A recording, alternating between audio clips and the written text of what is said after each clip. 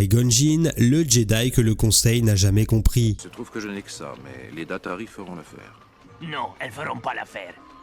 Les Datari feront l'affaire. Qui-Gon Jinn, très vite repéré, fut confié à l'ordre Jedi. Il fut formé par le maître Jedi Dooku qui lui transmit non seulement son savoir mais aussi son côté marginal, ce qui amena Qui-Gon à entrer souvent en conflit avec le Conseil. Qui-Gon Jinn était un Jedi très puissant mais son esprit rebelle et sa vision personnelle de la Force ne plaisaient pas au Conseil. Cela lui coûta sa place, il ne siégea jamais au Conseil Jedi. Qui-Gon eut plusieurs padawans mais il connut un échec avec le deuxième, Xanatos, fils de Cryon, un homme influent. Xanatos était un élève très doué mais aussi impulsif et arrogant. Le Conseil mit Qui-Gon en garde contre le danger que représentait son apprenti, mais il n'écouta pas leur avertissement. Plus tard, Xanatos trahit son maître suite à un conflit avec Cryon. Qui-Gon fut forcé de tuer Cryon et Xanatos, fou de rage, attaqua son ancien maître. Bien que Qui-Gon parvint à le maîtriser, il fut incapable de le tuer. Xanatos finit par s'échapper et Qui-Gon perdit alors toute confiance en ses capacités de maître. Avec le temps, le grand maître Yoda lui fit changer d'avis et Qui-Gon accepta de former un nouveau padawan, Obi-Wan Kenobi. Plus tard, les Jedi, toujours à la recherche de Xanatos, finirent par le retrouver. Encerclé, Xanatos regarda son ancien maître et lui dit « Tu n'auras jamais la satisfaction de me tuer ». Il mit alors fin à ses jours sous les yeux de Qui-Gon Jinn. Mais une autre tragédie le frappa, la perte de Tal, la femme qu'il aimait et avec qui il s'était engagé. Cette blessure émotionnelle le fit presque basculer du côté obscur. Grâce au soutien d'Obi-Wan, il réussit après 9 ans à retrouver un équilibre affectif. Plus tard encore, Qui-Gon Jinn fit la rencontre du jeune Anakin Skywalker, chez qui il ressentit immédiatement un immense potentiel. Persuadé qu'il s'agissait de l'élu, il prit la décision de le former. Le Conseil Jedi, en désaccord total, refusa. Mais pour Qui-Gon, il était hors de question de les écouter. Malheureusement, peu de temps après, lors de la bataille de Naboo, un seigneur Sith du nom de Dark Maul affronta les deux Jedi. Au cours du combat, Qui-Gon Jinn fut mortellement blessé par Maul.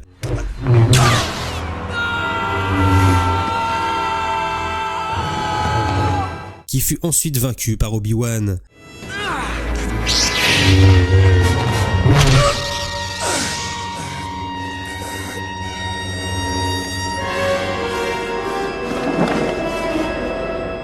Dans un dernier souffle, Qui-Gon demanda à Obi-Wan de former Anakin. Ce dernier accepta. Malgré ses nombreux conflits avec le Conseil, la mort de Qui-Gon Jinn fut une perte terrible pour les Jedi. Quand on regarde l'ensemble de son histoire, on constate de grosses ressemblances avec celle d'Anakin. Ce côté un peu rebelle, jamais d'accord avec le Conseil. Je dirais même qu'il a été en quelque sorte bridé par lui, sans oublier la perte de la femme qu'il aimait. Deux destins parallèles, l'un sauvé de justesse, l'autre tombé trop tôt.